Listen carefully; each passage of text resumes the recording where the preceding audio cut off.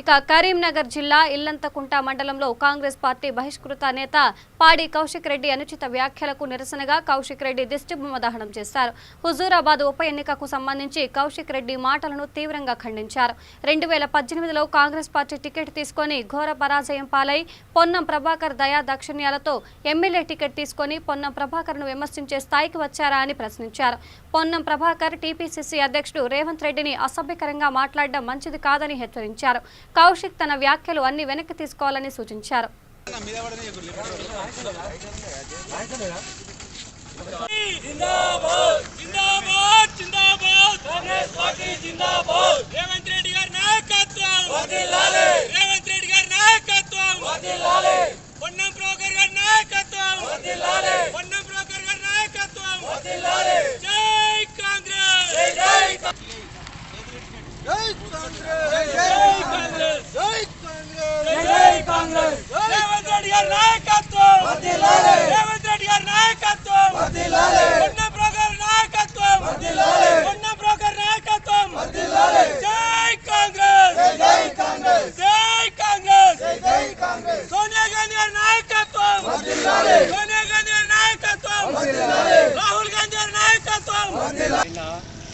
Social మీడియాలో viral అయిన post Kaushik Reddy మాట్లాడిన పోస్టు మీద కాంగ్రెస్ పార్టీ షోకాజ్ నోటీస్ ఇవ్వడం జరిగింది.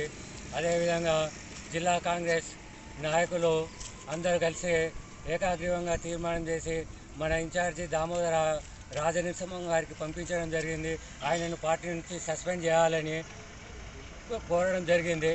ఆ సస్పెండ్ చేసిన వెంటనే పిచ్చిలేసిన పిచ్చి కుక్క లెక్క కౌశిక్ రెడ్డి మొన్న రేవంత్ రెడ్డికి పీసీసీ పదవి వస్తే పోయి కాళ్ళు మొక్కివి, పుష్పగుచ్చం ఇస్తేవి, రేవంత్ అన్నతోటి మంత్రాలు చేసిన నాకే టికెట్ అంటివి అన్న కౌశిక్ రెడ్డి, నీది నోరా తాటిమట్టనా?